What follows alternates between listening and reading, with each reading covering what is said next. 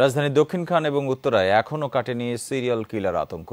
এসব এলাকায় একই কায়দায় ৩ জন নারীকে হত্যা করেছে এক ঘাতক। সিসিটিভির ফুটেজ শনাক্ত হলেও এখনও ধরা যায়নি এই সিরিয়াল কিলারকে। আইনশৃঙ্খলা বাহিনী বলছে তাকে ধরতে অভিযান অব্যাহত রয়েছে। রিপোর্ট সোহরাব হোসেনের।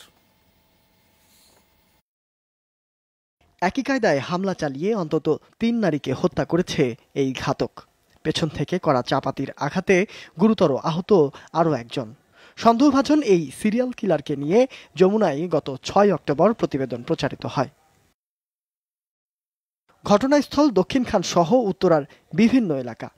একই কায়দায় হত্যা ও গুরুতর আহত করার ঘটনাগুলো পর্যবেক্ষণ করলে দেখা যায় সিসি ক্যামেরার ফুটেজে চিহ্নিত ব্যক্তি একজনই। তবে তার পরিচয় এখনও উদ্ঘাটন করা সম্ভব হয়নি।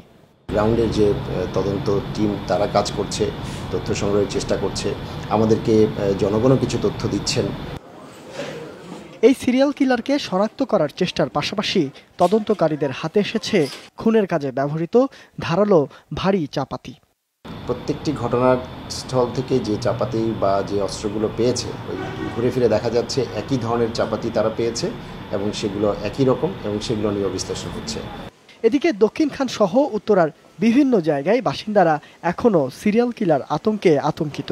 ভয় কাটছে না একই ধরনের হামলায় বেঁচে যাওয়া জেবুন্নেসা চৌধুরীর স্বজনদের।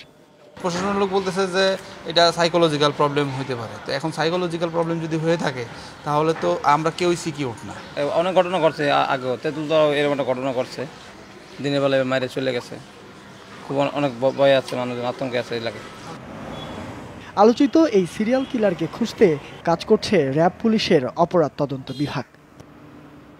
সোহরাব হোসেন, যমুনা নিউজ, ঢাকা।